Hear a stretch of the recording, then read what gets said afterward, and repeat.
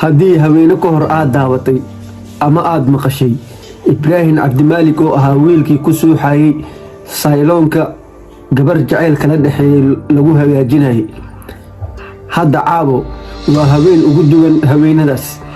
haddii ibraahim shalay gabadhii ay ka raacday nin Maraykan ka yimid, caawa ibraahim waxaa booskaas u buuxiyey gabar sidoo kale Maraykan ka timid. gabadhan magaceedu waa Ifraax. magacaygu waa Ifraax, waxaan ka imid wadanka Maraykanka, gaar ahaan Minnesota. waxaan u imid walaalkay Ibraahim Cabdimaalik oo loo yaqaan Soomaalida ee u taqaan Ibraahim Suuxaaye.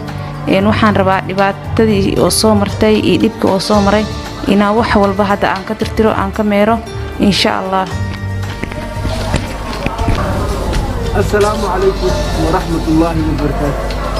caawo waa haween ka duwan, waa haween farxadeed si gaar ah. wiilkii ku suuxay sayloonka Ibraahim Cabdimaalik, Soomaalidana ay ugu yeeraan Master Suuxaaye. caawa wuxuu rabaa farxad inuu nala wadaago. ibraahim iyo Ifraax soo dhawaada. waa dhawahay kalilaab. alxamdulillaah. magacaygu waa Ibraahim.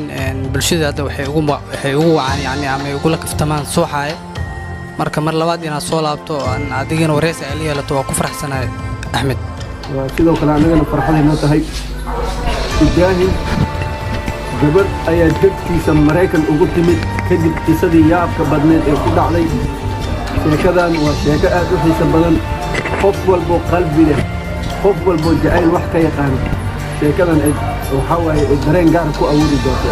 Ifraax soo dhowow walaashay, waxaan ku weydiinayaa sidee ku suura gashay ibraahim iyo adig inaad wada xiriirtaan sheekadan nala wadaag. walaal waa dhawahay. alxamdulillaah. waxaan ka imaaday Maraykan.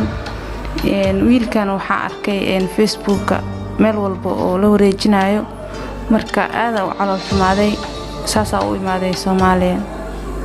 sidee ku suura gashay ilaa muuqaalka markaa Facebook ku aragtay? sidee ku suura gashay inaad ibraahim is heshaan, wada kulantaan, heer ay gaarto muddo gaaban inaad wada kulantaan oo safar dheer oo Maraykan aad dartiis ugu imaaday sida aad sheegayso? ibraahim waa isla xiriirnay, Facebook iskala xiriirnay, marka alxamdulillaah hadda way suura gashay inaan is helno, aan is aragno, wax walbana aan dhameyno.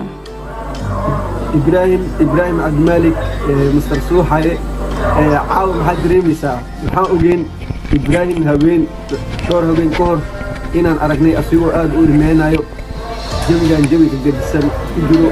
caawana farxaddiisa iyo qosolkiisa qofna uusan qiyaasi karin. Master Suuxaaye, caawa maxaad dareemaysaa?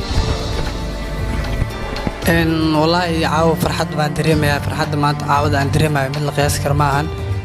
shalay haddaa oonayay ama haddaa qof aan si kale oo ii galay uu calool xumaay, maanta farxadda aan faraxsanahay lama qiyaasi karo. oo ujeedaa gabar ayaa maanta caawadii soo booqatay oo garabkayga taagan, jecel inay ila qaybsato dhibaatadan iyo murugtan aan ku jiray labadan beri. saas darteed markuu isoo raadisay wax walba waa isla wadaagnay, xaaladeeda wax walba u sheegay. iyadana marka waxay jeclaysatay marka inay garabkayga istaagto, farxad iyo wax walba ay siiso, noloshana ay la qaybsato. anna marka xaaladda waa qiimeeyay. shal sidaa ahay qof aan jeclahay markaa raadinaya, maantana oo aan qof i jecel arkay oo inay waqti la qaadato ee rabta arkay, waxaan jeclaystay marka inaan soo dhaweeyo. alxamdulillaah aad u faraxsanahay. ilaaha maad iska leh, ilaaha kaskoona maxaad iska leh Ifraax gabadhan.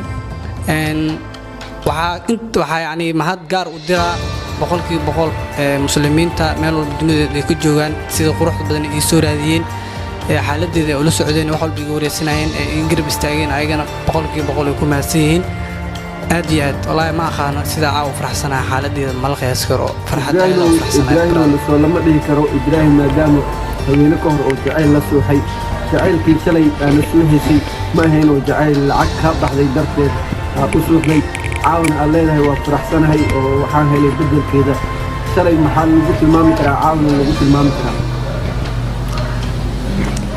shalay maalin madow ay ahayd, laakiin hadda maalin cawacada ii tahay. waa faraxsanahay. lacagin wax ma tarto. gabadhaas